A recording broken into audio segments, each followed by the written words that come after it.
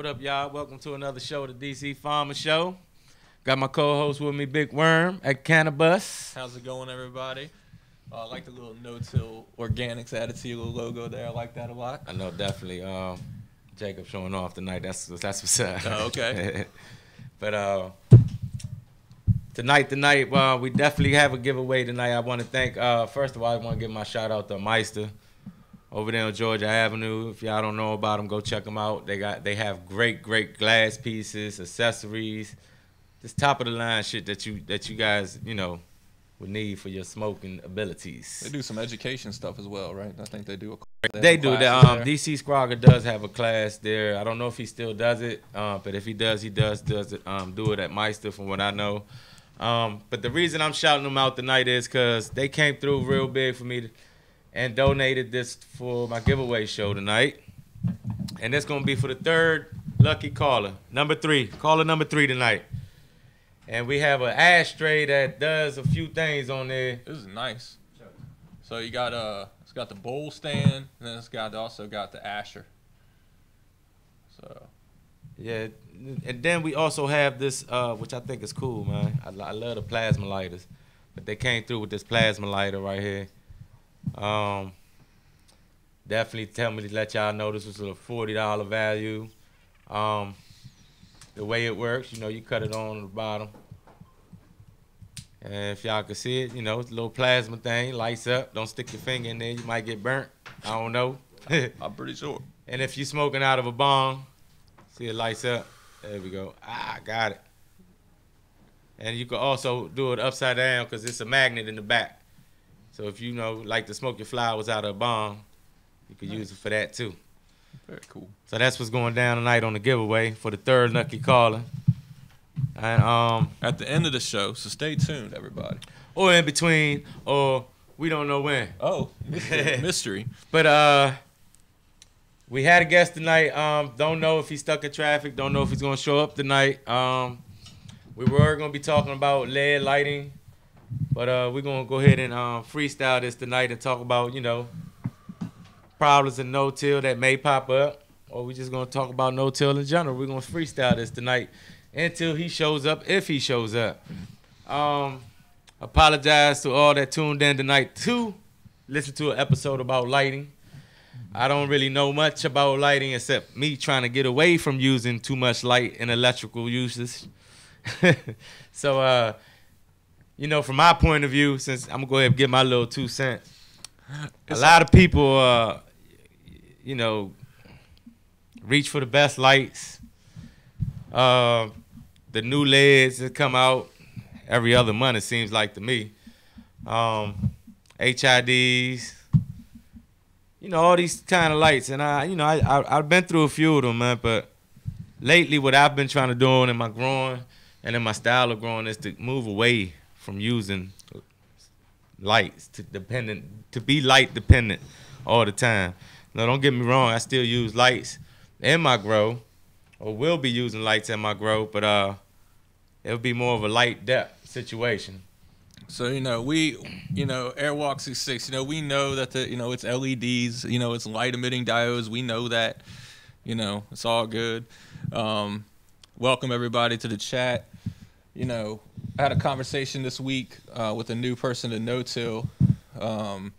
Hit me up and was having all these problems with efficiencies. I started talking to him about his soil. He's got Kiss Organic soil, Build a Soil from out west. I was like, dude, you got the tools, man. So I started talking to him. He's like, my top layer is dry as a bone, water.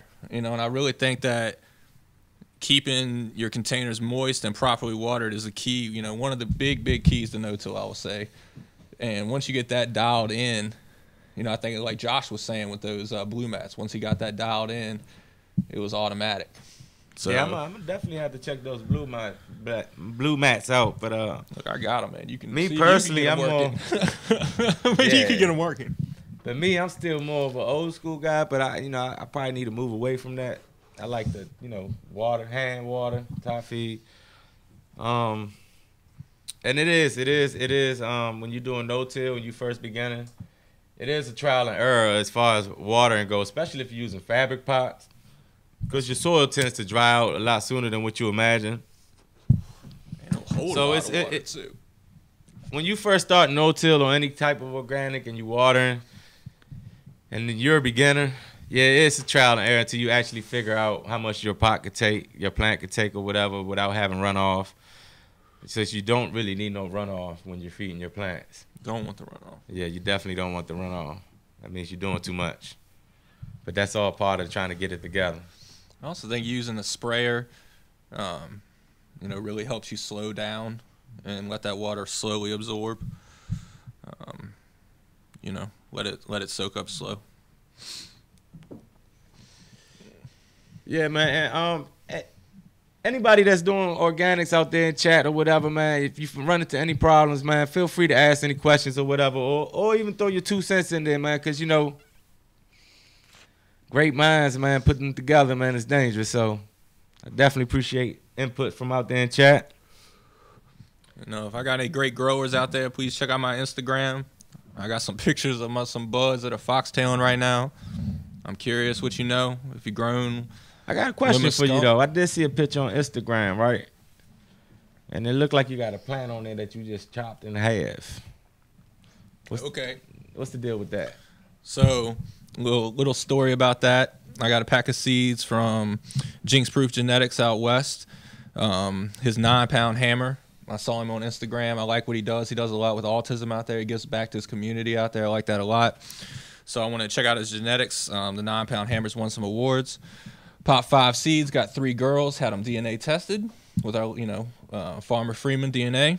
Mm-hmm. And this one, man, I cut clones off all of them. It cloned in half the time of the others with roots crazy. She's growing faster than the other ones. So right now I'm trying to do what they call a mainline system, I believe it's called. Mm-hmm. I started at the 6th node and I topped to the 3rd node and cleaned everything else off. I'm letting it grow out. I didn't do it exactly. I didn't keep it as tight. When they look like they do it, they keep it tight to the soil line. I didn't do that. I let it grow out a little bit. Right. And now I'm using a little low stress, holding it down. So on the fabric pots, I use those big binder clips. Okay. They're like the 2-inch binder clips, and I just clip them right on the fabric pot. I run a little training wire up to it, give it a little gap because it's going to grow, right? So you don't ever want anything tight, you know what I'm saying? So I give it a little gap and pull them down. So that's what I got that good. So I've got 2 nodes right here. Hopefully they're going to grow out like that. 2 nodes on the other side. I may or may not top that in, so, be eight big suits coming up. And the idea behind it is they say that it's like a nutrient highway. I will say that node is extremely thick. But the reason I went for this, man, is there's a grower, Scrogger King. Mm-hmm. Let me see, you know what I'm talking about? No, I don't know. So he sits, I'm not, so he might be up northeast somewhere. He sits underneath his stuff, man, and it's one plant and these 2 big stalks coming up in a perfect scrog screen. It's just beautiful. It's perfect. And I think he uses some type of mainlining technique to get those 2, it just splits perfect. So it mainly makes the plant really bush out. Yeah, it's supposed to, and he's supposed to run those nutrients straight up to it. So, okay. I also like to try something different every now and then. I'm trying to really optimize training of the plant and have it do what I want from seed this time. You know what I mean? Since this is my first successful seed run, my last seeds got taken out by the rusted mites. Now, when you mainline them, right? Now, how many weeks would that set your growth back? They claim it's not any. So I had one guy message me saying that he was old school from Oregon. He was saying he just low stress trains. He says any topping of the plant is just unhealthy for it. I believe cannabis is a very trainable, bendable plant, So I'm not seeing any slowing down on it. I'm really happy with the cover crop. I think that might be adding to it, cutting this ryegrass back. It's like I'm cutting a friggin' front yard, man. I got so much ryegrass, but it's breaking down. I think it's feeding everything. I think it's keeping it moving.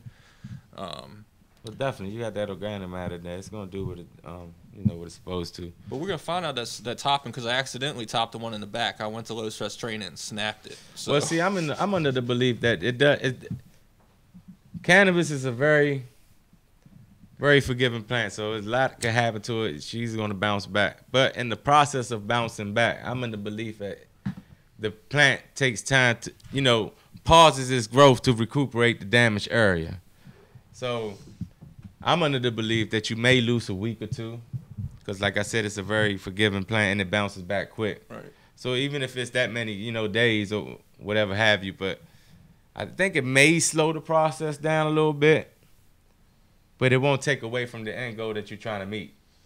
I think it's worth it. Yeah, definitely. So, if you have a mark that you're trying to meet with it, and I think you want to get there with it, because a lot of people, man, that stress strain, low stress strain, man, some people have these plants looking like bonsai trees, man. So, you know what I'm saying? You definitely could get away with doing whatever you want to it.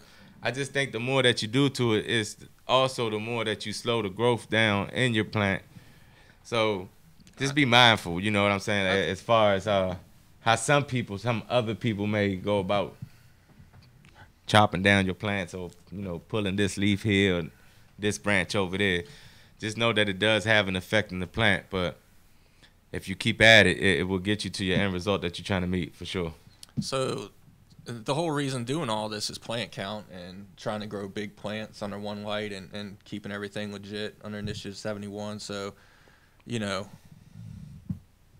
everybody knows I'd like to have a big bed and see it green it out with 50 plants in it and, move right along. So, but you got to get slow to get these big girls, Yeah, definitely. So. Especially if you could do the same thing with one plant that you can do with 3, Depending on how you train that one plant, you could definitely get a good yield from it. If she has the space. I see Mr. J Rock 420 is in the house. He did get his package. The soil amendments got there to him safely. Hope he got his lane too. I don't know if he got that to him yet, but I hope he did get it. Proceed with caution, brother. That is some potent, beautiful stuff. Very nice. Tony too, man. I appreciate Tony coming through all the time. Got some other people that's definitely gonna come through here. I ain't seen Soa Biota yet, but I'm pretty sure he's gonna stop before the night. Before the night is out, he's gonna stop through. So how long you think before you got plants in the soil? New Year. New Year. I'm aiming for the New Year. Oh yeah. All right. I like it. Definitely trying to hustle up, trying to finishing up everything that I got going. Going back, checking a few things. Crossing my T's, dotting my I's, Because, the more you rush, the more you realize you miss things. So I have to backtrack and correct a couple of issues before I even start growing. It's better to do it now before the plants are in definitely. there. Especially when you get that far ahead in your build, man. You want it right. So that's where I'm at right now. Building it out every time I see. I'm telling you people, I'm not a construction guy.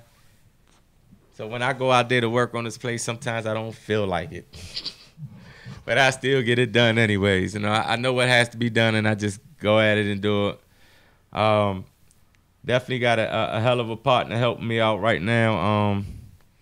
Anybody out there on IG, y'all go ahead and check out at 420 Flowers. Florist, that's what it is, 420 Florist. Y'all go check them out on IG. Definitely been giving me a helping hand on this build. And, you got that lean today. He said he got that lean. Oh, today. He got that. Yeah, take it easy. And I want to make sure Amber got hers too, man. I want to make sure Amber got her package. I'm pretty sure she did. But for the most part, man, on this no-till, since we're going to talk about health issues or whatever that may pop up. Because nobody's perfect and nothing's ever guaranteed. So, yes, we do have issues in no-till as well as any other grower may face. But for the most part, when issues do pop up and you see deficiencies in your plant, man, my suggestion would be not to panic, meaning not to go on and start adding things, throwing things on top of things and on top of things, hoping something that's going to work. Definitely don't top dress. My suggestion would be if you're doing organic, it's just water feed and ride it out for a few weeks and let the plant bounce back. And after that couple of weeks, if you're still having issues, then you need to re-amend your soil. That's for sure. You need to start adding some amendments in your soil. But for the most part, in no-till organics, man, the best suggestion would be to just leave it alone and ride it out with some water. That would be the best suggestion. My go-to is that alfalfa kelp tea. Okay. It just makes shit perk up, you know. I don't know. You know, I do 1 cup alfalfa, a 1/4 cup kelp, let it sit.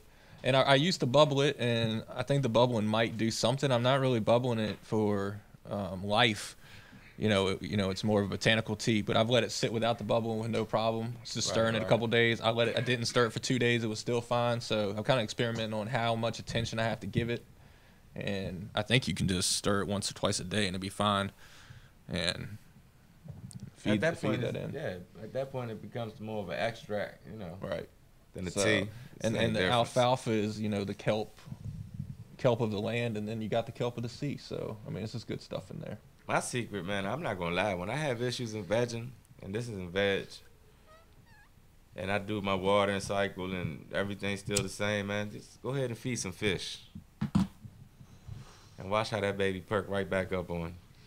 What kind of fish you like? You got a brand you like or anything Man, like that? to be honest with you, man, I keep it simple, man. I go to Home Depot and buy that Alaska what's it, 111, whatever it is. 511. 511, yeah, the Alaska 511. Yeah, fish hydrolysate.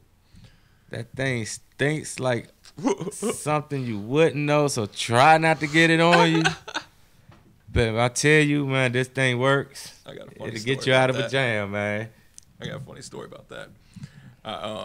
You know, I'm a teacher. I teach students, but we were using fish to fertilize the greenhouse. Mm-hmm. It was about a 50-50 split of the middle schoolers that didn't want anything to do with that smell, and then had the other ones like, oh, that reminds me of the pier, or that reminds me of this, or, you know, I like that. So it was a very interesting reaction, getting them to feed the plants with the organic fertilizer and how they reacted to the smell. And, you know, kind of crazy to see how kids react to that kind of stuff, that smell like you're talking about. No, yeah, they didn't want it on them, and then some of them were like, whatever.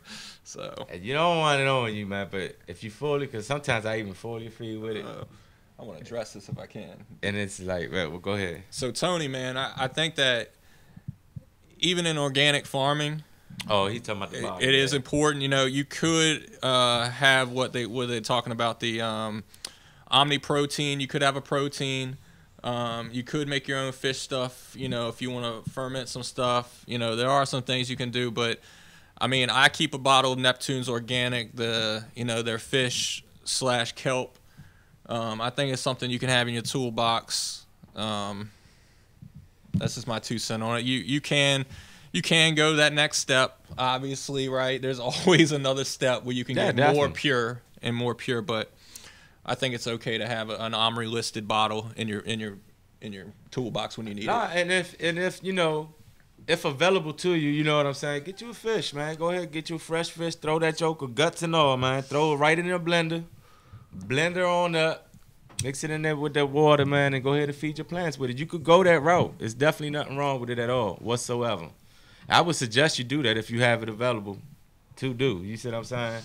So, you know, in a way, Tony is correct, but, you know. You know, I think about that. Sometimes you just, you know, sometimes you got to keep something in the cut to get you out of a jam. That's all. All them seafood restaurants around Southeast, I'm thinking, what are they doing to all them dead fish? I tell you, plant food. But yeah, man.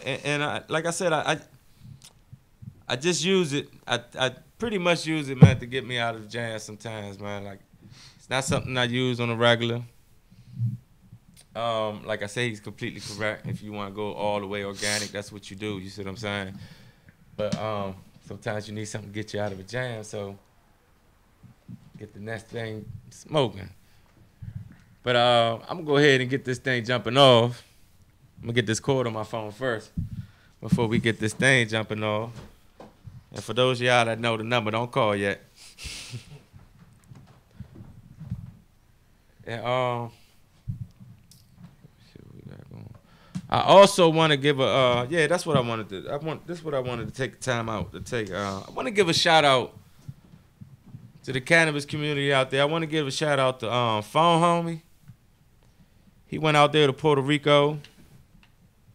And for the y'all that don't know, man, I'm half black and Puerto Rican, man. So yes, I do have family in Puerto Rico. And it means a lot to me that he actually went out there. You know, it's definitely doing his cannabis thing out there and all that. But, you know, you get to see firsthand what's going on out there. And I want to shout out Phone Homie for this because he said when he come home, he's definitely going to do something for Puerto Rico. You know, he's going to start some sort of fundraiser or whatever the case may be. And I want to let him know right now that I'm going to be the first one on board to do whatever I can to make that happen as well. So, you know, all you out there in the cannabis community that can help and are willing to help, please stay tuned so when Phone Homie returns, y'all can see what he got going as far as what it relates to and sending donations out there to Puerto Rico. And then for those of y'all that don't know who Phone Homie is, y'all go ahead and give him a follow on IG. Y'all figure it out real quick. Yeah, you will. one live broadcast morning, you get the full picture. And okay, the number again for y'all that don't know is 202-618-9399. Again, that's 202-618-9399. Call in. The third caller. Tonight's gonna be the third caller, y'all. Will win this prize. And you can also call in and ask any questions, man. You don't have to text them on chat. You can call in. Whatever the case may be. So y'all go ahead and give me a call while I like this J I got over here. Hey man, he out there. I go caller number 1. In studio. Huh.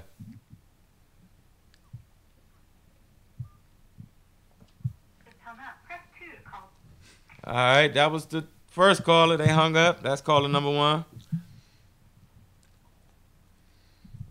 Damn it, man.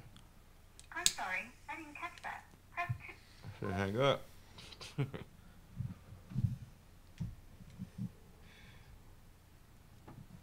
Oh, what was I saying? What's that, brother? I forgot what I was saying, but anyway. All right, caller number 2.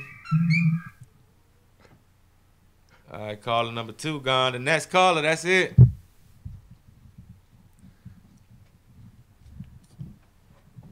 Next caller, and what we got going on? 3, 2. That's it, y'all. We got a winner. Hope they don't. Oh, snap. All right, that was 420-6856. Please call back. You are the winner. You want to call him back? That's the only number I'm waiting on to call me back, and that's it. I remember what the number was. I accidentally hung up on him. That's the winner for the night. So when that number call me back, I already know who it is.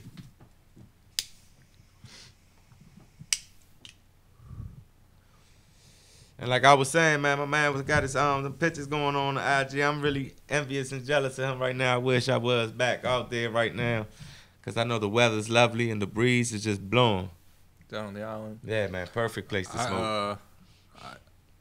I don't know, man. My heart really goes out. Oh, that's it. There we go. Yeah, that's it.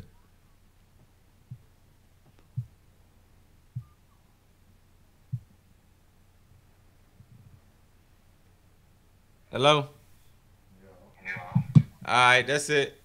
Who is this? All right, that's Stoner. Take it off speaker. Yeah, I know this joint ain't working. All right. So yeah, that's it. That's our third place winner, Stoner. I definitely got you, man. Just hit me up. Oh, I got you. I already know where you at, so man. Stoner. But look. Okay. I sent the caller's voicemail. Baby girl, you too late. Sorry about that. They missed it. Right. Good thing too. Yeah, so I mean, I think the island, you know, should have been a state a long time ago. I know that's a mixed bag, but I definitely think they're getting the short end of the stick right now. You know, they were already in debt, they were already in trouble, and then this happened to them, and yeah, their man. you know, so much of the island still doesn't have power, so much is still having so much trouble, and it's not even a blip on the screen anymore. And I mean, I can assure you, man, one thing I can say for certain is, man, from what I know from Puerto Rico, and that's a lot, man, because I've been out there and all that, man. The people out there, man, beautiful people, and they definitely going to pull through, man. They definitely going to pull through. and they gonna make it work, man. You know what I'm saying? We got people doing their thing, and you know, other people trying to help. But I'm talking about the people from the island itself. They're definitely gonna pull through and come together and make it happen, man. So you know, it's gonna be all good before anybody knows it, man. That's for sure. I just hate that we are in the state we are right now, but you know what I'm saying, you know. No doubt. But rebuild it better and beautiful. Yep. And onward and bound about no till. Any questions out there in chat? Let's see what else going on. I got those Mountain Organic seeds coming up. Sunset Sherbet. I straight killed the first 5. Not afraid to admit it. Oh, you popped them already? Yeah, I popped 5 and killed 5. Oh, snap. Excuse me. Velvet Sunset. Excuse me. Now, do you remember what the cross was that made that one? It's Sunset Sherbet cross with the Lotus. Yeah. With the Lotus. And the Lotus being, I think, the one. And Velvet Rush. Yeah, she got it down. She definitely has it down over there. Just hold me down. So, yeah, the first 5, I try to do them in a 1 gallon. I thought the 1 gallons were moist enough, but the peat moss was either not moist enough or, you know, it's hard to germinate in a 1 gallon. So I came down in the morning and they were done. They all shriveled up. Now you put them straight into the soil? Yeah. The seed? Yeah, after they had tails had popped. Some of them had started coming up. I had a little one started coming up and then just shriveled up. They didn't have enough water to dry it out. The 5 I got coming up right now, I did it in reader plugs. I got them in the little clone dome in there, so they're definitely going to come up. I was when I did the 9-pound hammers in the 1 gallon, I put a gallon bag over top of it to kind of create like an artificial dome. I didn't do that this time. I forgot that step.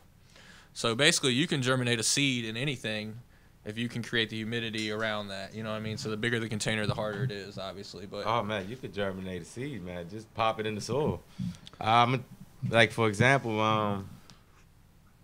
I fucked up a few. You know, truth be told, I fucked up a few Smurf berries when I first started growing them.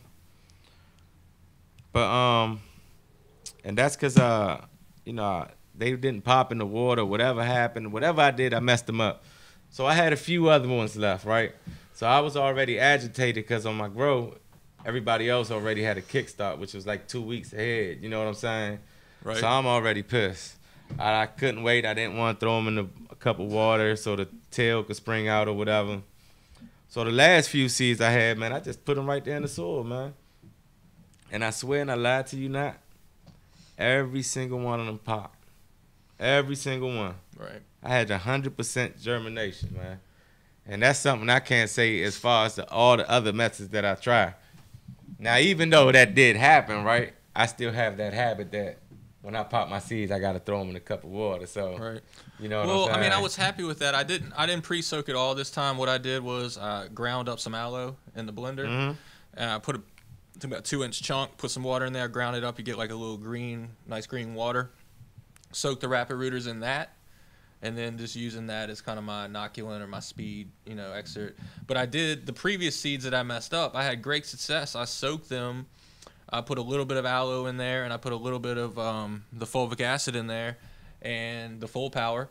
And I had sprouts in 24 hours. I had tails coming out in the water. So that was really fast. Maybe it was super fast is what, you know, it was way. So I did see an improvement putting the aloe and the full power in the water to soak the seeds. You know, also think pre-treating your seeds with, you know, the mycorrhiza so it can attach to the roots as soon as it starts coming out. There's something to be said for that. So, yeah, you know, and you can't really do that if you're soaking it. You know, maybe you could soak it for 8 hours, don't let the tail pop, then roll it in some mycorrhiza, and then drop it in the container you want it in. Probably the optimal if you know. And all you're really trying to do is increase germination rate. The mycorrhiza is good because my understanding of the situation is it only makes contact. It only forms a union when it needs nutrients and it needs stuff right when it comes out of the seed. So it will form it immediately with the mycorrhiza. So definitely. I'm smoking. What you smoke? They were asking what we're smoking on. What you smoking on, DC Pharma? Oh shit, man! This is a mix of. Thanks to yours truly. This is a mix of Sweet Dream, Three Kings, Purple Cookies. There's something else in there. We about smoking the same flavors. Man, Mix them all up. It's something else in here too. I forgot what it is. But it's like 4 flavors in one. You know what I'm saying? I like to mix them up a little bit. But I also want to give a shout out to Underground Organics, man. He say he running that Blue Lotus. I need to get a hold of him when I start my call in, camp, man. You need to call in. Tell us about it, man. He's got some pretty stuff going. Yeah, I definitely need to link up with him, man, because he does got some good things going with his grows. And he's also, from what I'm saying, he's also quiet as kept. I guess it ain't quiet as kept no more if I'm running my mouth, but he be breeding, man. You know what I'm saying, on the low. So don't be surprised, man, that if you see that dude, man, with some seeds, some personalized seeds, man, get him, man. Because the only reason you ain't hearing about what he doing, because he's going through the process of, of giving you a good product at the end of the day. Like I said, man, this takes time, man. The process of trying to get you a strain going and trying to actually start up a genetic, man, it takes time, man. A lot of back crossing and all that goes into play. So, I hope I ain't putting all his business out there, but I see you, man. You know what I'm saying? And I'm waiting in the line, man. You know what I'm saying? I'm definitely waiting in the trenches to grab some of that good things you got going. Because I see some of the genetics you're working with, and I know you're going to have some fire, that's for sure. Yeah, this Platinum Girl Scout cookies, I think I'm going to stick with this cut. It is definitely fire. About at 5 weeks right now under the 600-watt HPS light. Loving life. The leaves are praying at all times. I mean, I got a nice fungal mat. I completely cut the cover crop when it went into flower, and then I covered it and put down the malted barley. And I mean, I'm happy, super happy with it, man. Right. And I guess you just started flowering then, right? 5 weeks. 5 weeks into flower? Yeah, but she's super. I mean, it's the most frosty I've seen a plant at that stage thus far in my growing career, I guess, is why I'm so excited about it. Yeah, the water leaves are frosty. Definitely got you a keeper there. Yeah, so I'm excited about that. Underground Organics ain't upset. He's cool. But yeah, see, man. Underground Organics, he builds the same par arrays as this other gentleman. He's doing the same thing. The what? The lights. Oh, the lights? Yeah, so he does the same LEDs. He builds, they call them an array, and because what they're basically doing is using some smaller LEDs and putting them out of the spacing, and he's doing the same kind of thing, putting the drivers on it and hooking things up. I mean, I love the technology, man. It's so new and it's growing. It's ever growing. I swear, this is an ever growing industry as far as what the lighting goes. Man, I can't really get into it because that's a little too beyond my reach. You know what I'm saying? But the only thing I don't like about it right now, I'm waiting for everything to, kind of plane out. But the cost, man, the cost. I notice they're energy savers, but some of these lights, man, they cost so much. And then I get upset that if I pay that much money and then something new comes out next month, like, oh, shit. See, I should have waited.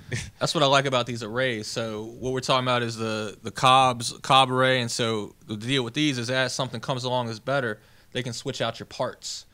So it's kind of like a DIY, you know what I mean? You're not stuck with a lamp that you can't use anymore.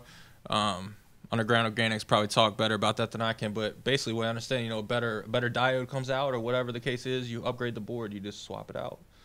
But they are expensive. I mean, we're talking about like $500 to cover a 3x3. But I'm gonna put it out there too, to you light guys that like doing designs.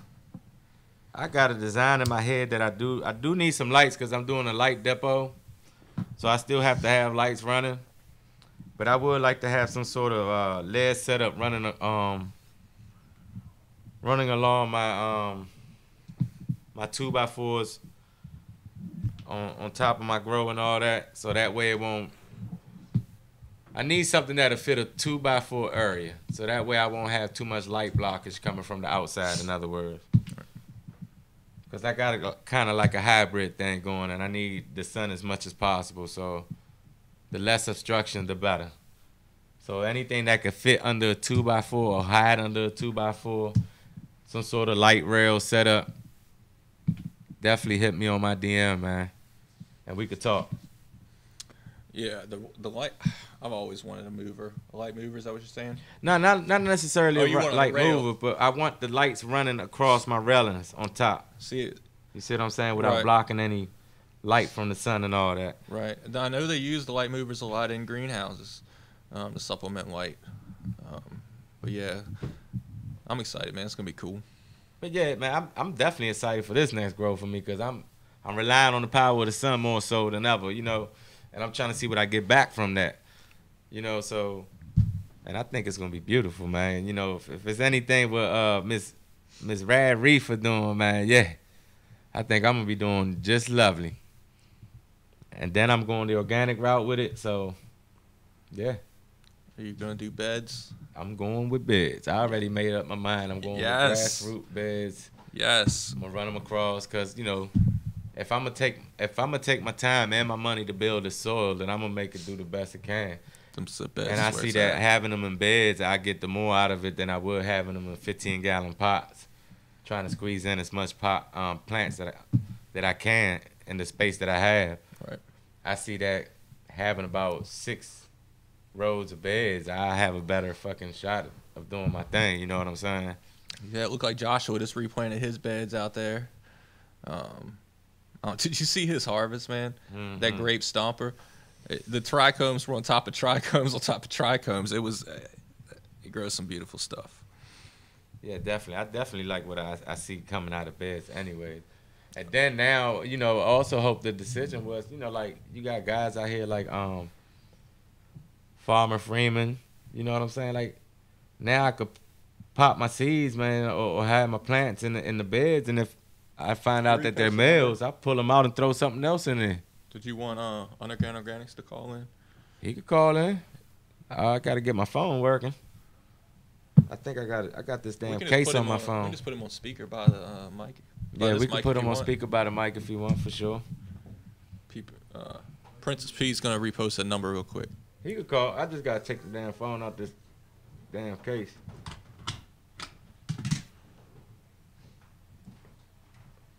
The jack wasn't reaching. That's all it was. It's in the chat. Scroll up. Sorry. Thanks, Jack. He probably just went in the chat then. Or what? Yeah, it's underground. It's in the chat if you scroll up. I don't know if you can find it. I guarantee you that's what it was.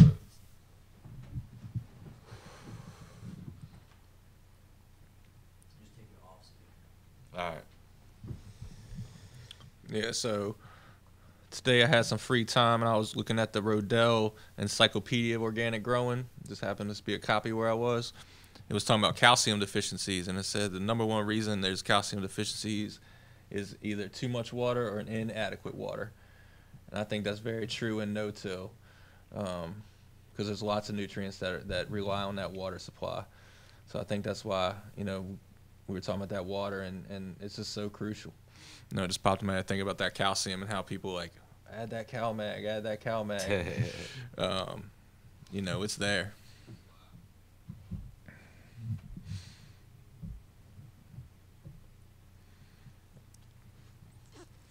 Yeah, man. Like I was saying about my grow, I don't go back to that for a second. Hold on. There we go. Hold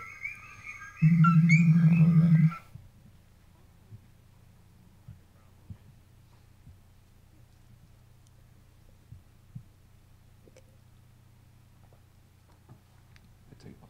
Hello? Is it working? All right, give us a second. We're going to try to get this on the air. Okay. All right, you with us? Yeah, I'm with you. I can hear you. All right, there we go. We finally got it going, y'all. Okay, what's going on, player? What's going on with you, man? Thanks for calling in. We got Underground Organics with us tonight. Well, what's going on with you and your project? That's what we like to know. Man, I'm just trying to keep up with y'all, man. That's really what's going on. I'm just trying to grow some lovely greens and put out some good lights, man, and you know, get my thing jumping off a little bit here and there. Exactly. So you said you're getting ready to build that 600 watt. What's that going to cover? That's gonna cover one of the 4x4s. and that'll be able to actually go all the way to 640 when I'm finished with it. I'm gonna be using 3 of the 240 HLG 14 by 21, and I have run about 12 cobs off of that. I'm gonna run the Vero 29 though. So for those out there that don't know anything about those numbers you're throwing out, why don't you tell them what those are? All right. As far as the parts and you know what I'm saying? All right, when we start with the cobs, you got basically 3 different types. You got the Citizen, you have the Veros, and then you have the Creed. All of them run basically about the same. From what I've been noticing, my ones that I've been playing with the Creed, they actually give me a little more of the bluish color instead of the reddish. The Veros give me more of the.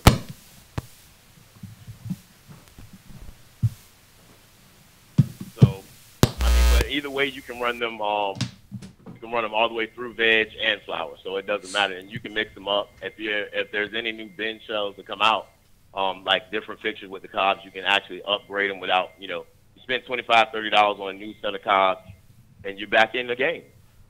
So what's the price tag on that? What are you trying to let those go for? Put it like this, for the 600 fixture, that cost me all the way out the door, putting together myself, was about $620 something. So it was about $1, per watt, all the way. I mean, that's about a double. So it's not bad. I mean, even HPS with the, price. I mean, like you see the Vero Rays I'm running, they're like, man, they almost triple the output of my 315, and that's a Phantom 315, and that's newer than those Veros. And these are full spectrum lights, right? Like you could do in veg and flower. Yeah, I do veg and flower run with them and with the 315, and they're crushing that 315. I just use the 315 now, straight for veg, man, just to bring up some babies and use that straight for veg, and then I just use cobs for running flowers. When I go to straight hard veg, I really use the cobs. You get a better. It's like the plants love them better for some reason. They give you a better, deeper green. It penetrates more. Y'all seen what I put on Instagram, so y'all see it. They loving it. And I know they don't put out as much heat as a HPS will, right? No. Actually, they're less than the CMHs also. Right now, on one side, I'm running the Veros at full power. I'm staying at about 75 to 77. Nighttime, I drop down to maybe about 74. On the CMH side, I'm actually staying a little higher at around 78 to 76. My lowest I get is about 75 at nighttime, on that side. Okay. So, and if you want to talk about cost efficiency, if you're just running LED, you'll save probably about, I'll say, if you're running about 1,000 watts in LED and versus, HPS or whatever you want to run, you're going to save anywhere between $50 to $75 a month on your light bill. I promise you. Yeah, that's what I wanted to ask you. Now, you say you're running like the 600. Now, is that actually 600 from the wall, or is that from the wall? I can get total of about 630 at full power. Okay. That'll push me all the way out. But actually, that's if I push all the way out. If I push it all the way out with just that and the plugs, without running the fans and everything else, it'll probably pull 596 the last time I checked it.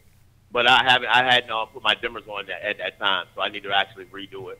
Once I throw those on this weekend, I'll pretty much be done with that one. And y'all probably see that in about a week or so when I throw something else up.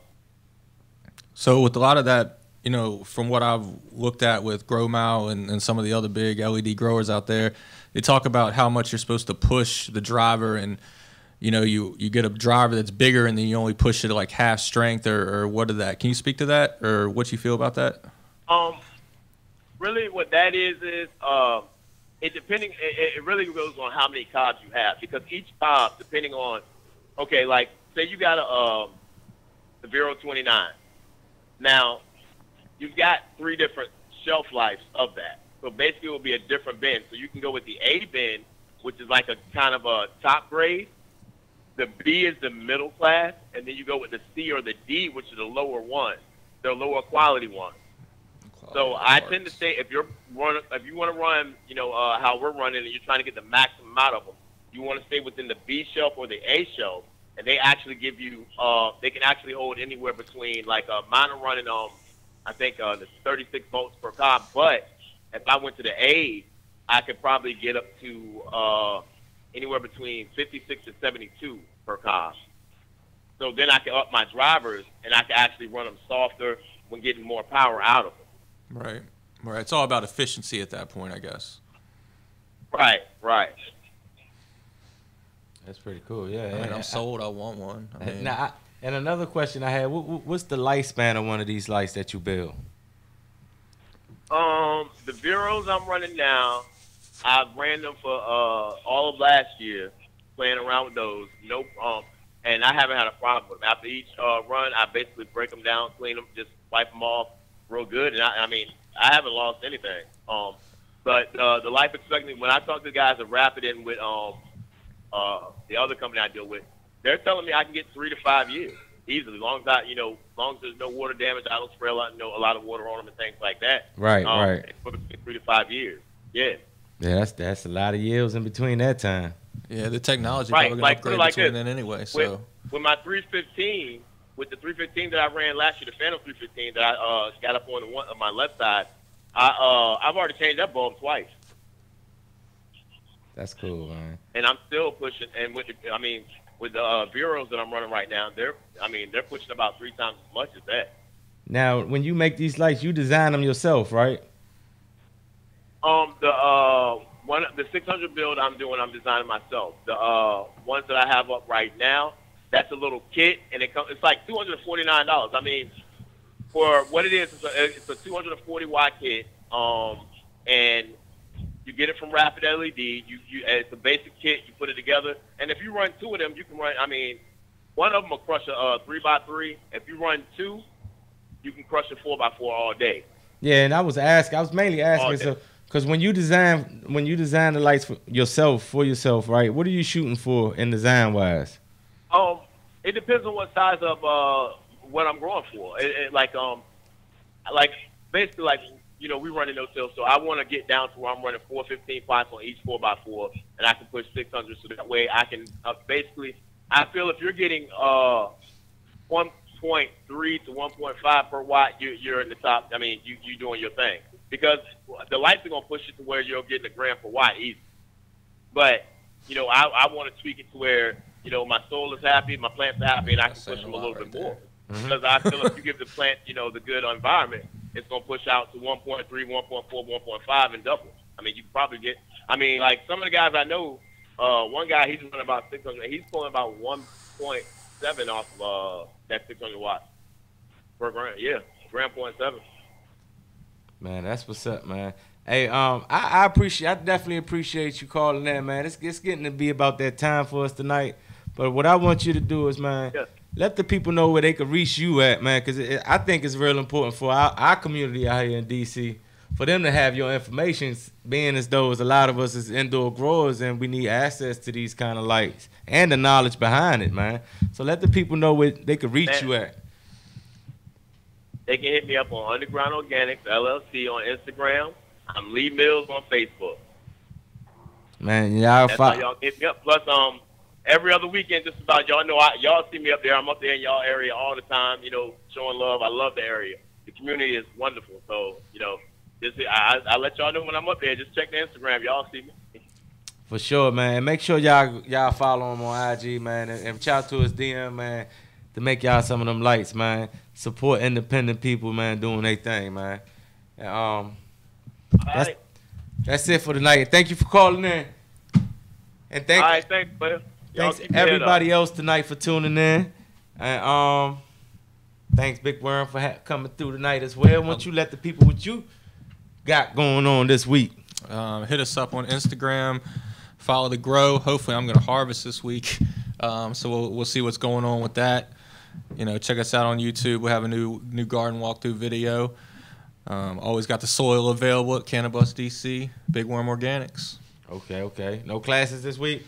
No classes this week. Okay, that's unfortunately we didn't get a turnout, but everybody wanted to know about it. But Yeah. you know, so might just do a live broadcast. Yeah, man. Anything, man. But you know, like with anything, things take time, man, for people to understand and hear what's going on.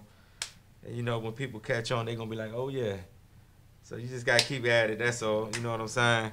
And we could definitely do a live broadcast. That's for sure. All right, brother. And to next week, y'all. This is the DC Pharma Show. Tune in. We're going to have something special again. Peace out, everybody. All right, y'all. Stay lifted. Them drums making me feel so nice.